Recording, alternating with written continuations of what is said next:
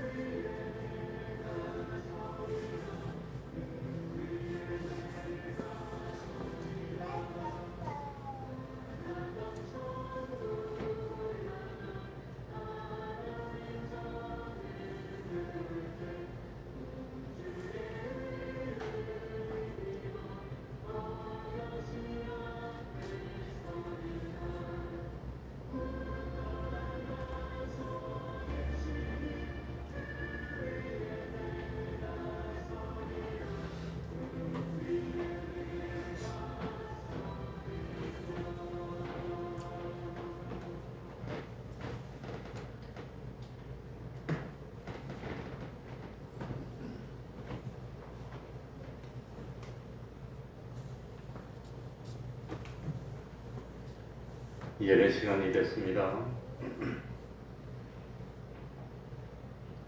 다 같이 묵상 기도드림으로 수요일 예배 시작하겠습니다.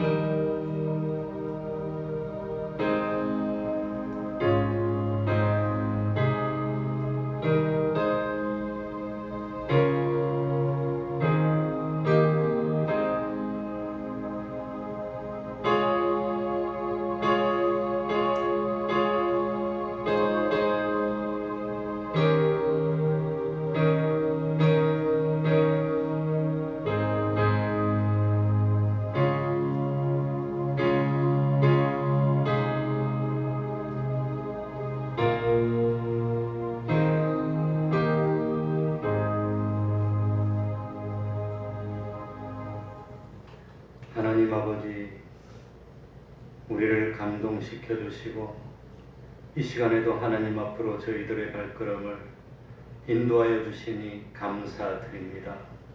하나님 아버지, 세상에 살면서 겸손히 하나님의 말씀을 삼가 듣고 그리고 하나님의 말씀에 순종하여서 하나님을 기쁘시게 하는 삶을 사는 저희들이 되게 하여 주옵소서. 우리 인간의 존재 목적은 하나님을 영화롭게 하고 하나님을 영원토록 기뻐하는 존재가 되는 그것이라고 하였습니다. 하나님 아버지, 하나님의 감동을 받았던 사도 바울의 고백처럼 그하든지 떠나든지 하나님을 기쁘시게 하는 우리가 되어서 장차 그리스도의 심판대 앞에 섰을 때에 참으로 하나님을 기쁘시게 한 그 분량만큼 하나님 앞에서 주시는 상을 받을 수 있는 저희들이 되게 하여 주옵소서. 믿음이 없이는 하나님을 기쁘시게 할 수 없다 하였습니다. 힘들고 어려울지라도 하나님의 말씀에 순종하는 그것으로 하나님을 기쁘시게 할 수 있다는 그 사실을 깨닫도록 하여 주셔서 우리 주님을 위해서라면 욕을 먹어도 기쁘고 우리 주님을 위해서라면 기꺼이 세상에서 불이익을 당한다 하더라도 하나님 아버지 기쁨으로 여길 수 있는 저희들이 되게 하여 주옵소서. 하나님과 동행케 하여 주시고 하나님이 보호하시고 안보하시는 가정들이 될 수 있도록 하여 주셔서 그 가정들이 참으로 하나님이 축복하시는 온전한 믿음의 가정들 될 수 있도록 하여 주시고 금년에는 참으로 주님의 이름으로 하나님께 기도하여서 그 하나님의 기도가 상달되고 때를 따라 응답받는 그런 기쁨을 누리는 금년 될 수 있도록 은혜 베풀어 주옵소서. 이 시간 예배를 통해서 구원의 도리를 깨닫는 기쁨 누리게 하여 주시고 주님의 이름으로 모인 곳곳마다 하나님의 은총이 함께하여 주시기를 바라며 예수님 이름으로 기도하옵나이다. 아멘. 네. 찬송가 406장입니다. 내 맘이 낙심되며 찬송가 406장입니다. 네.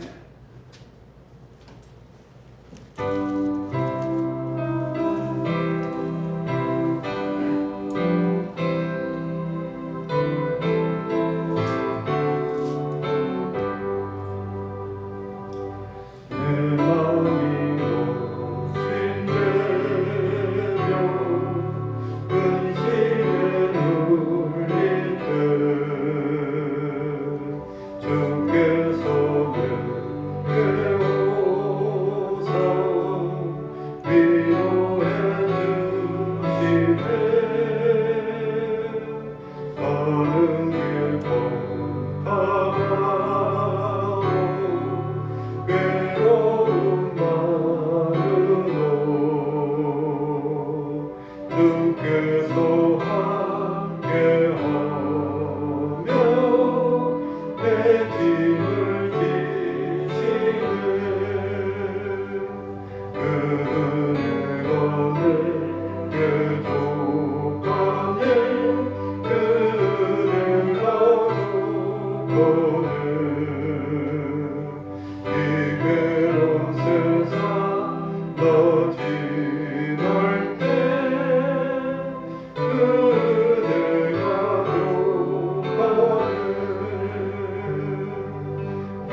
희망이 사라지고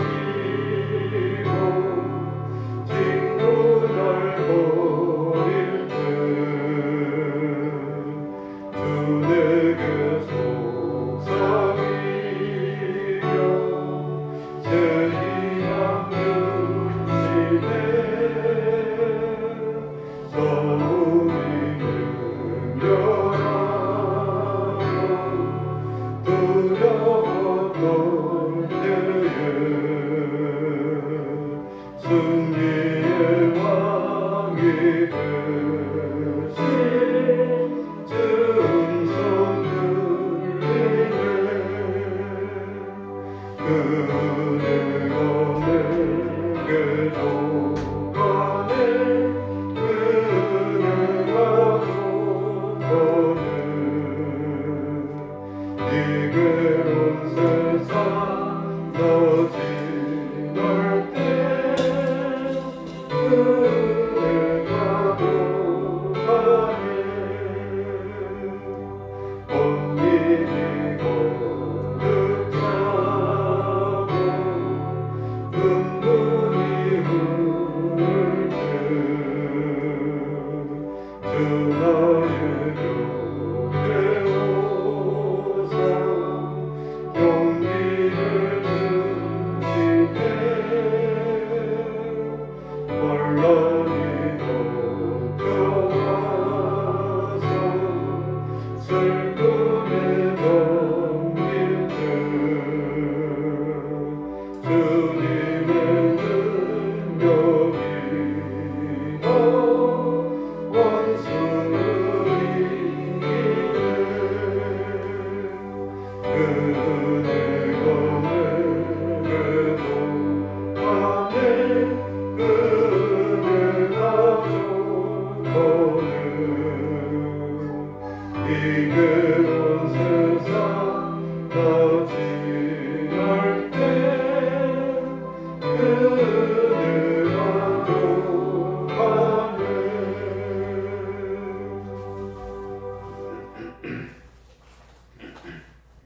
찬송가 360장입니다. 예수 나를 보라. 360장입니다.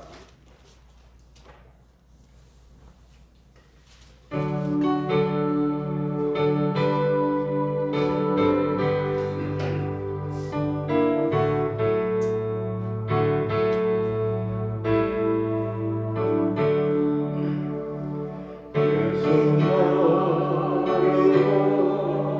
보라네. 예수 나를 보라네. 어디든지 주를 따라 수와 같이 가려네. 주의 인도하심 따라 주의 인도하심 따라 어디든지 주를 따라 주와 같이 가려네.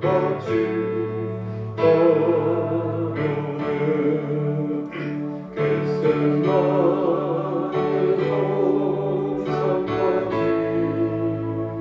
주와 함께 가려하네. 이 땅 흘린 동산까지 주와 함께 가려네.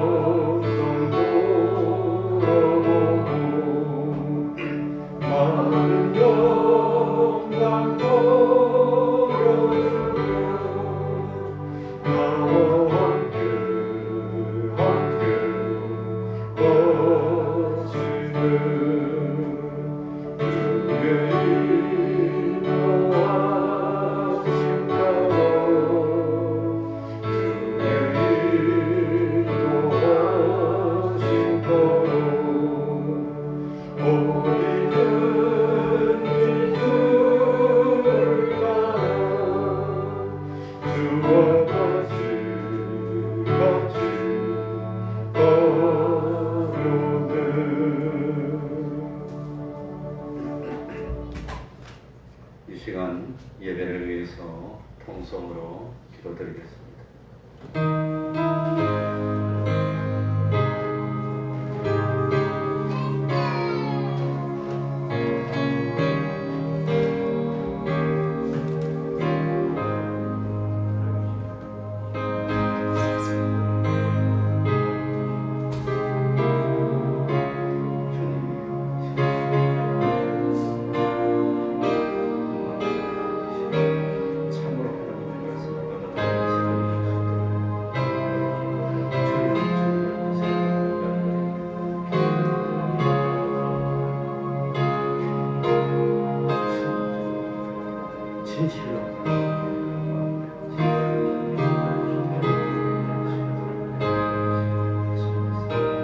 하나님 아버지,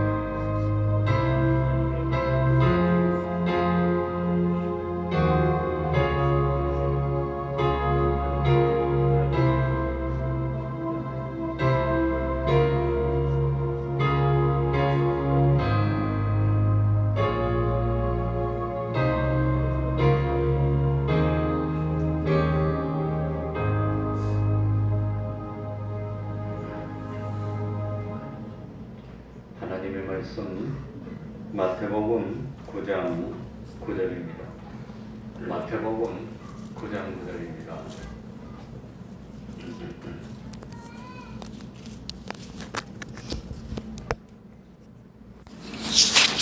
마태복음 9장 9절 제가 읽겠습니다. 예수께서 거기서 떠나 지나가시다가 마태라 하는 사람이 세관에 앉는 것을 보시고 이르시되 나를 좇으라 하시니 일어나 좇으니라. 예수께서 마태의 집에서 앉아 음식을 잡수실 때에 많은 세리와 죄인들이 와서 예수와 그 제자들과 함께 앉았더니 바리새인들이 보고 그 제자들에게 이르되 어찌하여 너희 선생은 세리와 죄인들과 함께 잡수시느냐. 예수께서 들으시고 이르시되 건강한 자에게는 의원이 쓸데없고 병든 자에게라야 쓸데있느니라. 너희는 가서 내가 긍휼을 원하고 제사를 원치 아니하노라 하신 뜻이 무엇인지 배우라.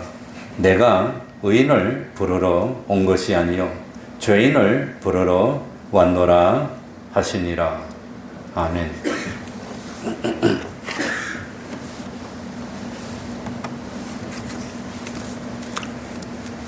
오늘은 예수님의 12제자 가운데 마태에 대해서 말씀드리려고 합니다. 오늘 읽지는 않았지만 한 장만 오른쪽으로 넘기시면 마태복음 10장 3절 말씀을 한번 읽어보겠습니다. 제가 마태복음 10장 3절 말씀을 읽을 텐데 다른 예수님의 사도들과 마태와 다른 점이 있는데 그게 뭔지 한번 보시기 바랍니다. 빌립과 바들로메, 도마와 세리 마테, 알페오의 아들 야고보와 다데오. 여기 보면은 예수님의 제자들 이름이 쭉 나오고 있는데 다른 제자들과 마태와 다른 점이 뭐가 있죠? 다른 제자들은 이름만 나옵니다. 그런데 마태는 이름 앞에 직업이 나옵니다. 뭐라고 나오지요? 세리라고 밝히고 있다고 하는 겁니다. 그러니까 다른 제자들은 전부 다 직업이 뭔지 아무도 밝히지 않았습니다. 그런데 유별 마태만 자기 직업이 세리라는 사실을 밝히고 있는 겁니다. 왜 그랬을까요?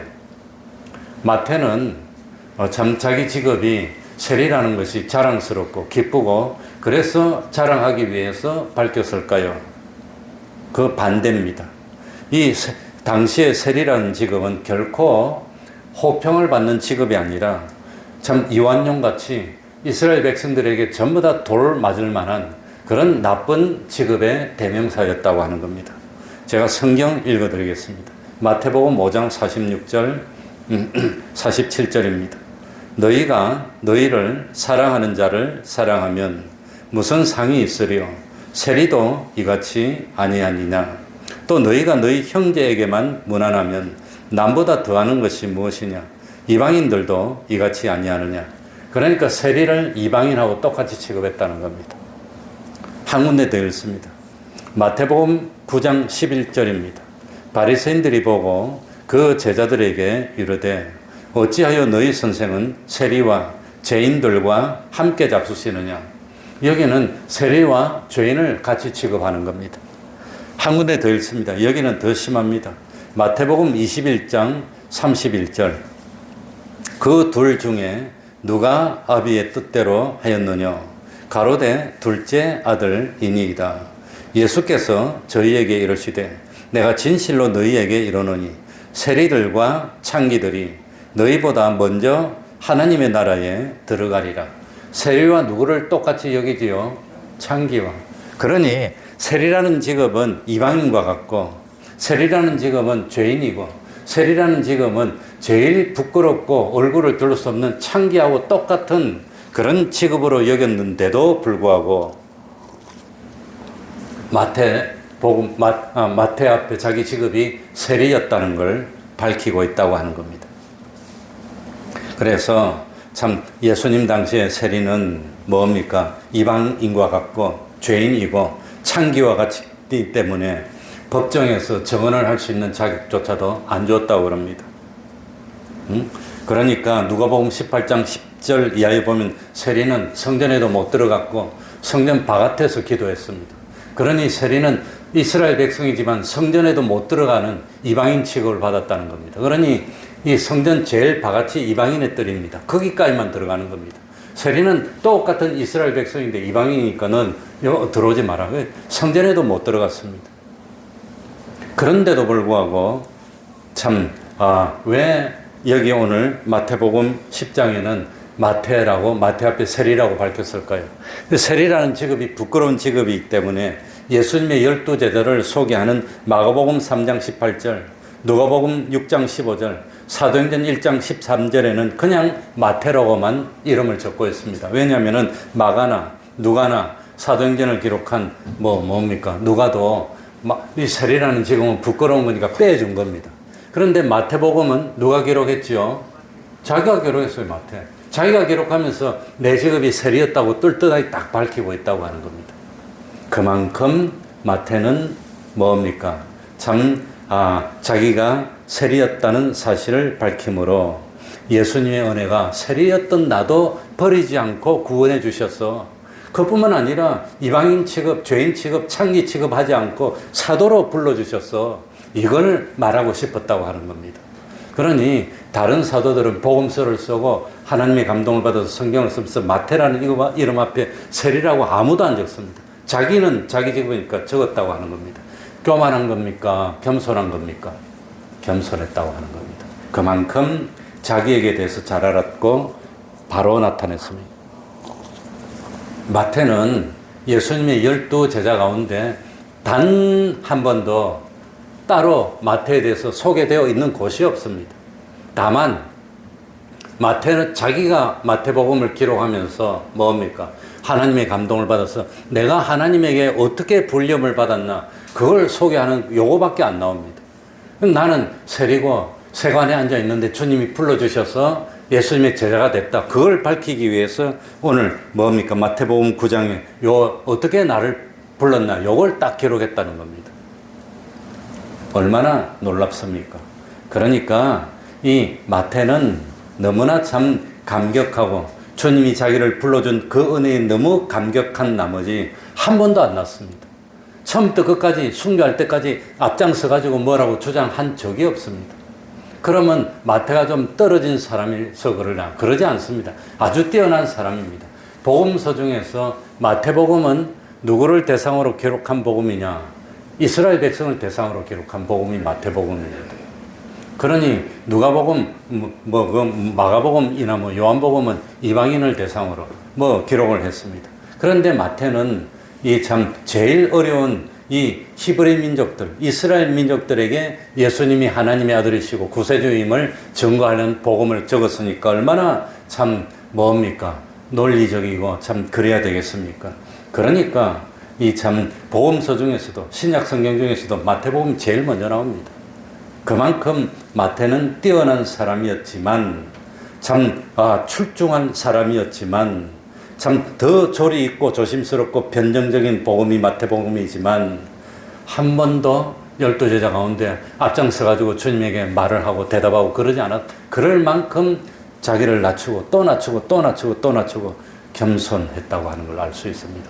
그만큼 마태는 참 자기 분수를 알았고 자기 위치를 지킬 줄 알았고 조용히 말없이 주님을 따르면서 자기 역할을 다했고 마지막에는 여러 가지 전승에 의하면은 저 아프리카 이디오피아인가 어디 가서 칼에 맞아서 순교했다는 그런 내용이 나오고 있는 겁니다. 그러니까 이 오늘 읽은 이 본문 말씀을 통해서 우리들이 이 참 깨달을 수 있는 것, 이 예수님의 제자 마태를 통해서 깨달을 수 있는 것, 마태는 무엇을 말하고 싶었나? 나 같은 죄인도 하나님이 용서해 주신다는 겁니다.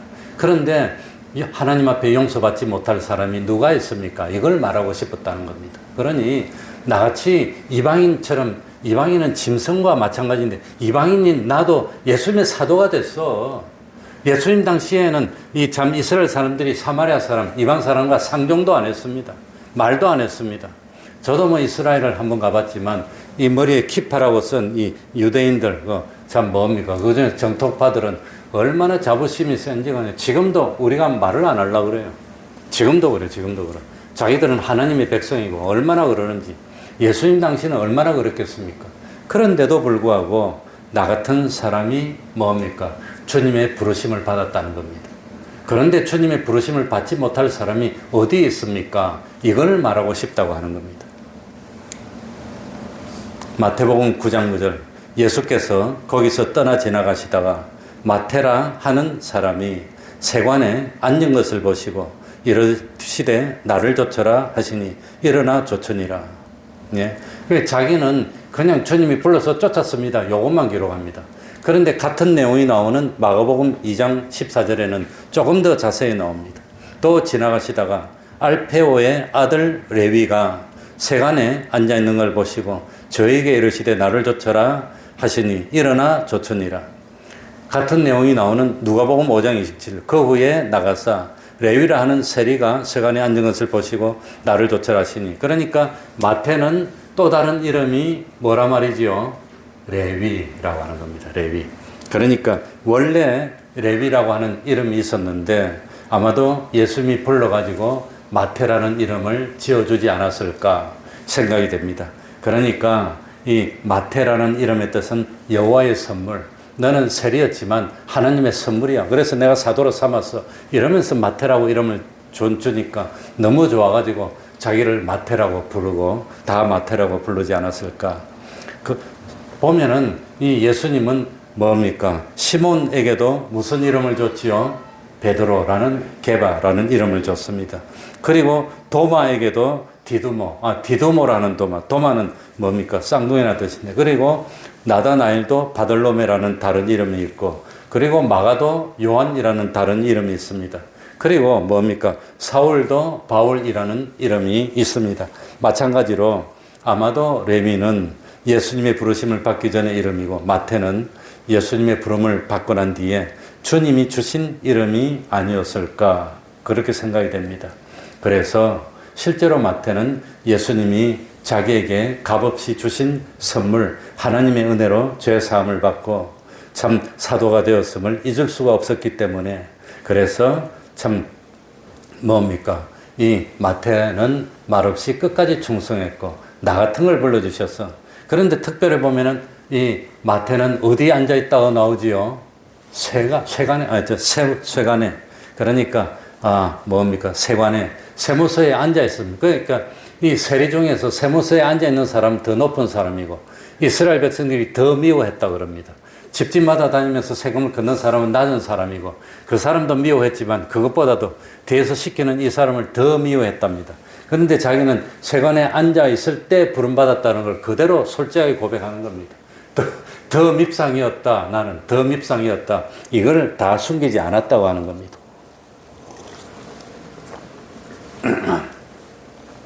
그런데 참 지금은 주님으로부터 용서를 받았고 예수님의 사도가 되었다는 것을 알림으로써 누구든지 나 같은 죄인이라도 이스라엘 백성들이 아무도 상종도 안 해주고 사람 대꾸도 안 해주더라도 주님 앞에 나오면 용서받을 수 있고 뭘 얻을 수 있어요? 구원 얻을 수 있습니다. 그거 말하고 싶었다고 하는 겁니다. 그거. 그래서 예수님은 우리의 죄를 용서해 주실 수 있는 분입니다 하는 걸 강조하고 있습니다. 그런데 마태복음 9장 9절 이전에 마태복음 9장 1절부터 보면은 중풍병자를 고치는 내용이 나옵니다. 이게 중풍병자를 고치기 전에 뭐라고 하지요? 중풍병자를 보고 예수님이 내 죄 사함을 받았느니라 이걸 먼저 말합니다. 그러니까 참 옆에 있던 바리새인들이나 다른 사람 율법사들이 참남하다. 하나님 말고는 누가 감히 사람의 죄를 용서할 수 있나? 이런 거 가지고 마음속으로 생각하고 하니까 예수님이 나는 죄를 용서할 수 있는 권능이 있어. 그걸 너희들에게 보이기 위해서 내가 증거하기 위해서 중풍병자 보고 자리에 일어서서 걸어가라니까 중풍병자가 다 고침받았어요. 그러니까 중풍병자를 고치는 것을 증거로 해서 이런 기적은 하나님의 사람이 아니면 할 수 없는 일인데 이런 기적을 보임으로써 나는 하나님의 사람이고 죄를 용서할 수 있는 위치에 있다는 것. 사실은 죄를 용서한다는 것은 내가 누구라 말입니까? 하나님이라는 뜻입니다. 내가 하나님이라는 것을 증거해 보이고 그 뒤에 바로 마태가 자기가 세관에 앉아있는데 주님이 불러주셨어. 나도 용서해 주셨어. 주님은 죄를 용서해 주실 수 있는 권능이 있는 분입니다 하는 것을 나타내고 싶었다고 하는 겁니다. 그러니까 이 참 마태는 제일 먼저 참 자기 자신의 변화된 삶을 통해서 예수님은 하나님의 아들이시고 우리의 구세주이기 때문에 죄를 용서해 주실 수 있는 분입니다 하는 것을 제일 먼저 자기가 주님에게 불림을 받는 장면을 통해서 말하고 싶었습니다. 그리고 마태는 주님이 부를 때에 순종하고 따랐다는 겁니다. 순종하고 따랐습니다. 뭐 주저리 말하지 않았습니다. 우리 참 아버지 장례 지르고 따르겠습니다. 가족들하고 작별하고 따르겠습니다. 부모에 대한 책임을 다하고 난 뒤에 충성하겠습니다. 이 가족들한테 대한 책임을 다하고 난 뒤에 아이들 다 길러놓고 그러고 충성하겠습니다. 그런 거 하지 않았다는 겁니다. 나를 따르라 그러니까 다 버려놓고 그대로 따랐다는 겁니다. 그게 마태의 신앙이었다고 하는 겁니다. 이 마태는 주님을 따르는 것이 어떤 의미일까요? 네? 마태가 주님을 따르기 위해서는 세관에서 아마도 높은 직책이었는데 그걸 그대로 가지고 있습니까? 버려야 됩니까? 그거 버리지 않으면 따르지 못합니다. 세관 돈 많이 법니다. 세무서. 내가 어릴 때, 코 올릴 때 우리 이모부가 뭡니까? 세무서장이었습니다. 국세청장은 아니고 부산에 사는데 그 세무서 서장이었어요. 그래가지고 이모 집에 가면 그 옛날 60년대도 뭐 수세식 화장실이 있더라고. 60년대. 아무튼 그러니까 그 옛날에는 얼마나 부하고 더 돈 많이 벌었겠어요. 그러니까 참 이 마태복음 9장 9절에 보면 예수께서 거기서 떠나 지나가시다가 마태라는 사람이 세관에 앉은 것을 보시고 이르시되 나를 조철하시니 일어나 조천이라. 마태는 가버나움에 살고 있었습니다. 마태복음 9장 1절. 그리고 이 가버나움은 예수님의 본 동네입니다. 이 갈릴리에서 역사할 때 그 가버나움은 본 동네입니다. 그러니까 아마도 마태는 이 자기가 살면서 예수님의 소문을 듣지 않았을까? 예수님이 기적을 행하시고 갈릴리를 다니면서 여러 가지로 참 이적을 행하고 이런 소식을 다 듣지 않았을까? 그래가지고 호기심을 가지고 예수님을 한번 보고 싶다는 그런 마음을 가지고 있지 않았을까? 그런데 어느 날 일부러 자기 이런 마음을 예수님이 다 아시고 세간으로 찾아오시는 겁니다. 그리고 세간에서 업무를 보고 있는데 예수님이 다짜고짜 마태 보고 야, 넌 나를 따라라 이랬다는 겁니다. 그러니까 마태가 벌떡 일어나서 사표 딱 내고 따라 나왔습니다.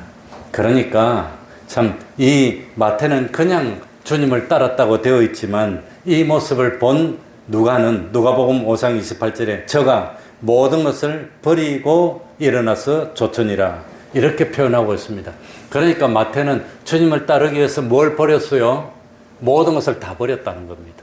그 돈 잘 벌던 직장을 버렸다는 겁니다. 저도 뭐 직장 다니다가 사표를 내고 나와서 목회를 했는데 어쨌든지 그 옛날에 돈을 어마어마하게 벌 수 있는 직장입니다. 아마 팔자를 고칠 수 있는 직장인데 그걸 버리고 주님을 따랐다는 겁니다. 그런데 예수님이 베드로를 부를 때도 어떻게 따랐어요? 어떻게 했어요? 베드로가? 예? 그러니까 베드로도 뭡니까? 베드로도 야고보도 참 뭡니까? 요한도 이 주님이 부르니까 배도 버리고 그물도 버리고 따랐습니다. 근데 베드로나 야고보나 요한과 마태가 다른 점이 있습니다. 뭐가 다르지요?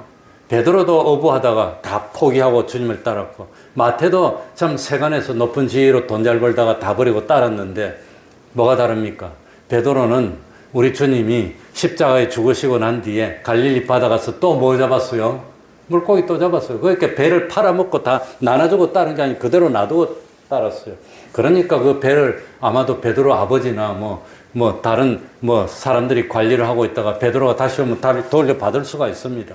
그런데 마태는 세관에 있다가 사표 내고 나가면 따르다가 잘 안 되면 다시 돌아갈 수 있나요? 없나요? 못 돌아가는 겁니다. 못 돌아갑니다.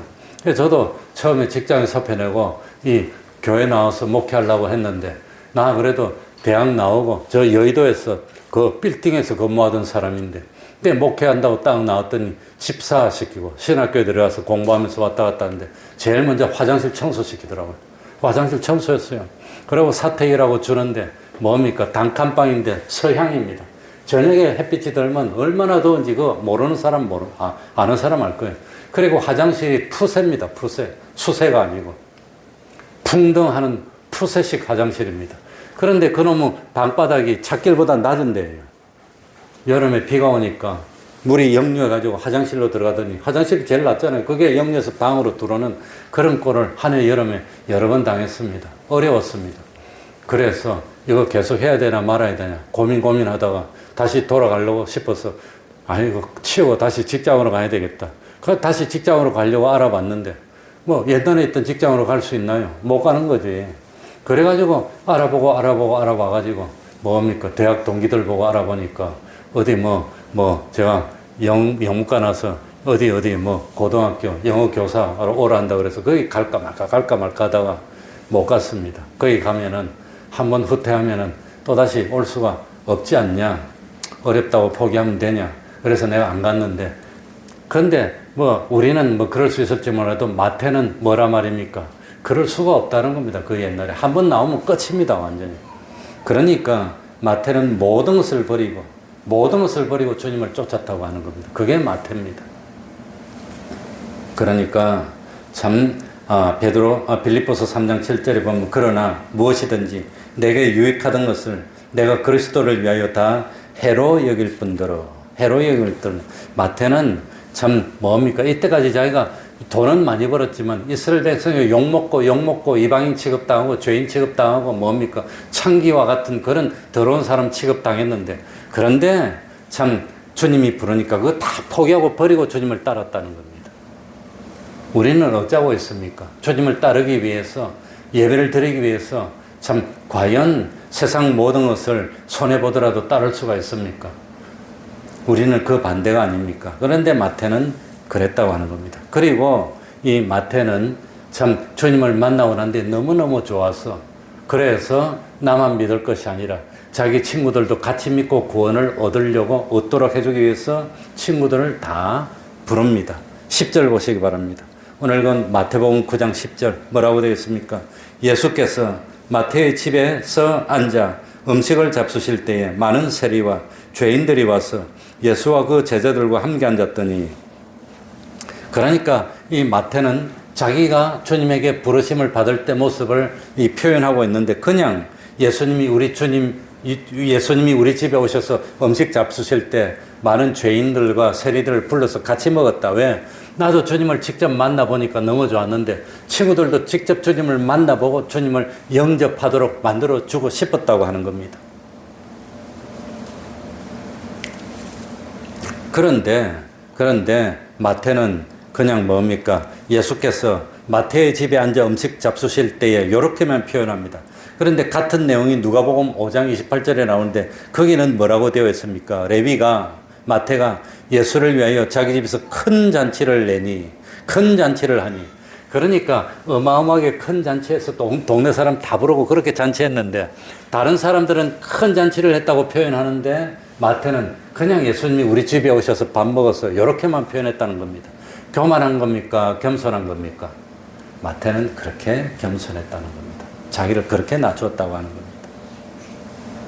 그래가지고 이 참 마태는 너무너무 감격스러워서 주님을 모시고 예수님이 제자들도 다 모시고 잔치를 열었는데 그런데 동네에서 죄인들, 세리들, 여기 죄인이라는 것은 강도들, 도둑들 그런 걸 말하는 것이 아니라 율법사나 바리새인들에 비해서 장로들의 유전을 온전히 지키지 못하고 그럭저럭 있는 사람들을 다 죄인이라고 표현한 겁니다.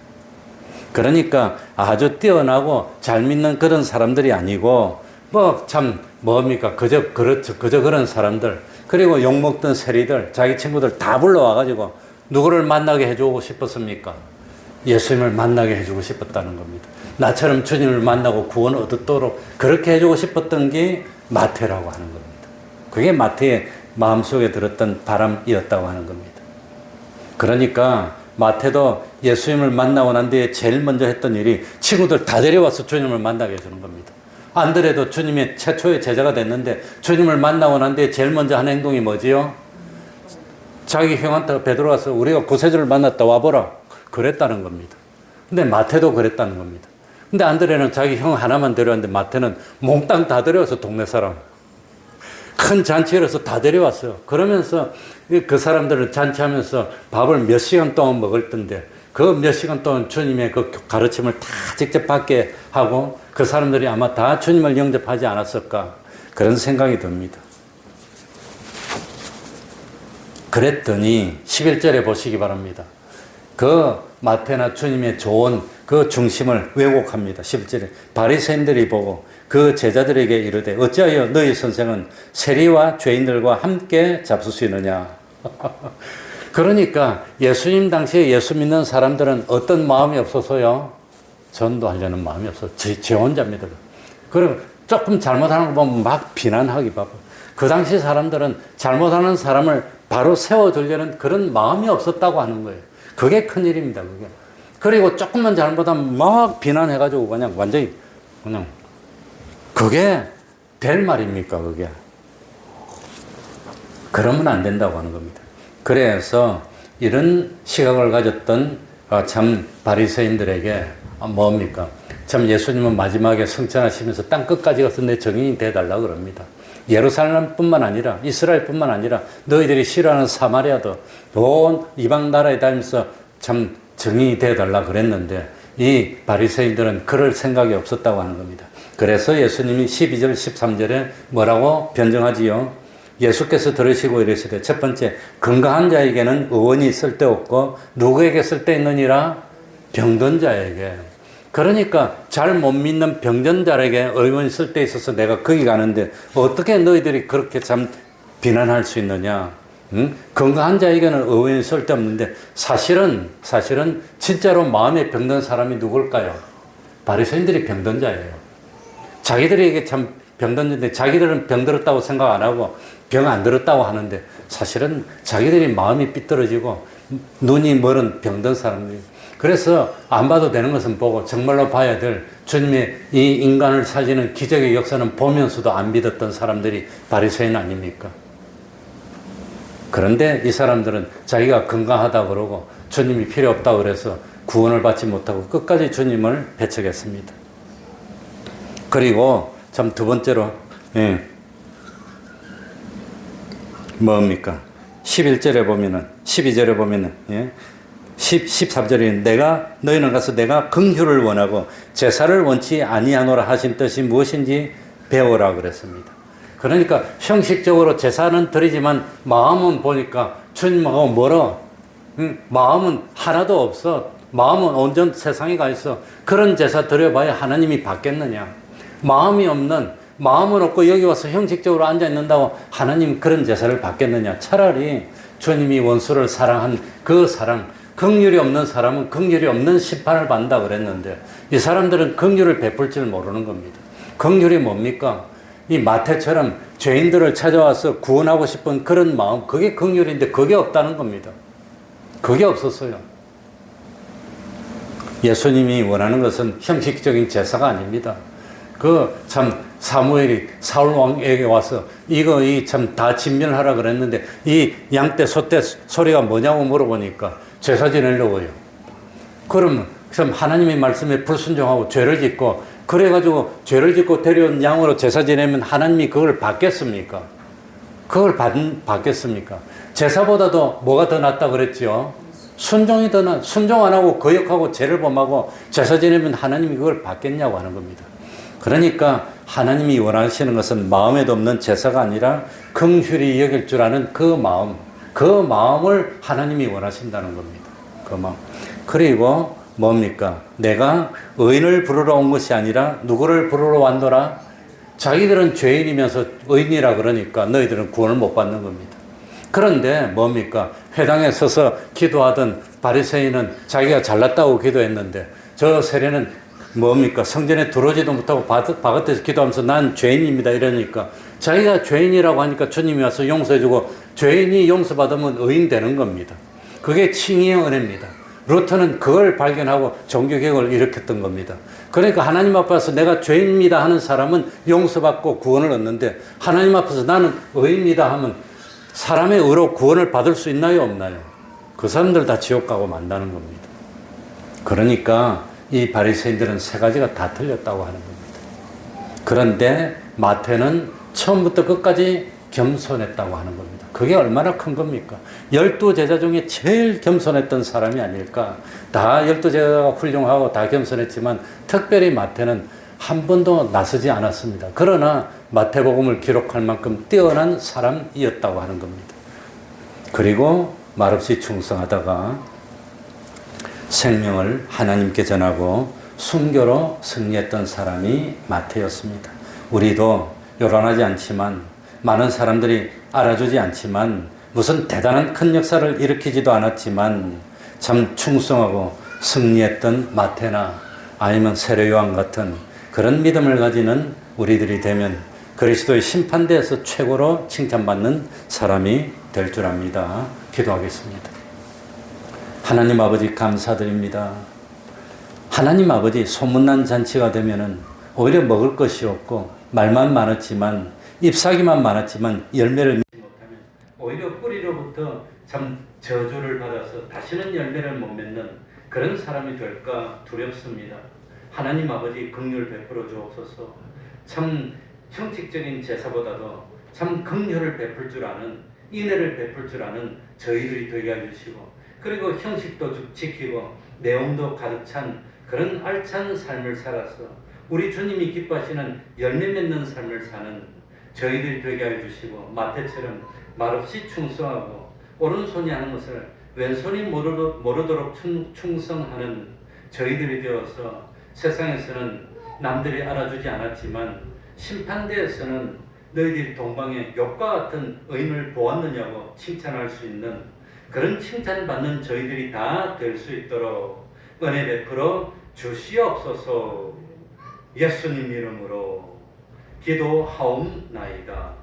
아멘. 찬송 드리겠습니다.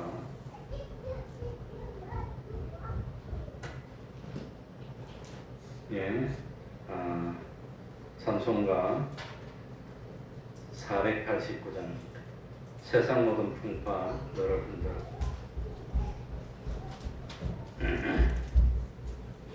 489장입니다.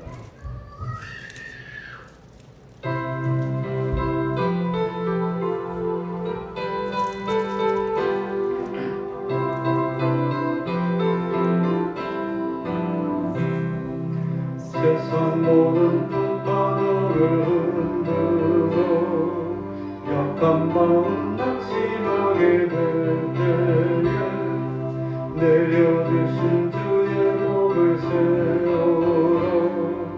주의 크신 목을 내가 알리라. 한 목을 세워보아. 크신 목을 내가 알리라. 한 목을 세워보아라. 주의 크신 복을 누가 올리라. 세상 근심 걱정 너를 두고 십자가를 등에 지고 나갈 때 주가 내게 주신 복을 세워라. 두려움 없이 항상 찬송하리라. 하는 복을 세워보아라. 크신 복을 내가 알리라. 하는 복을 세워보아라. 주의 크신 복을 내가 알리라. 세상 원세 너를 아낄 바를 때 주만 믿고 낙심하지 마라. 천사들이 너를 보아리니 염려 없이 한밤 보고 나가. 하는 복을 세워보아라. 크신 복을 내가 알리라. 하는 복을 세워보아라. 주의 크신 복을 내가 알리라. 주기도문으로 예배를 마치겠습니다. 하늘에 계신 우리 아버지여, 이름이 거룩히 여김을 받으시오며 나라의 임하옵시며 뜻이 하늘에서 이루는 것 같이 땅에서도 이루어지이다. 오늘날 우리에게 일용할 양식을 주옵시고 우리가 우리에게 죄 지은 자를 사하여 준 것 같이 우리 죄를 사하여 주옵시고 우리를 시험에 들게 하지 마옵시고 다만 악에서 구하옵소서. 대개 나라와 권세와 영광이 아버지께 영원히 있사옵나이다. 아멘.